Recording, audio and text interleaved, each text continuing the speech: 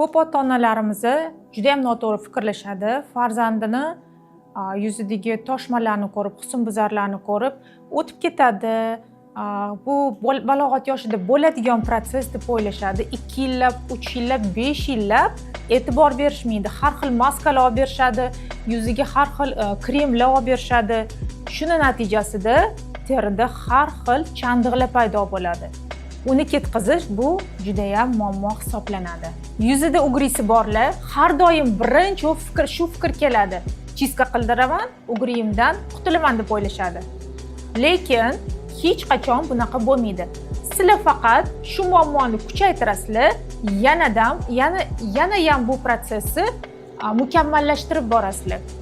Ugrini siqadi kosmetolog, nima qilsa qiladi, xullas, har bitta gnoy yiringli jarayon yana ham kengayib boradi, infeksiya tarqalib ketadi.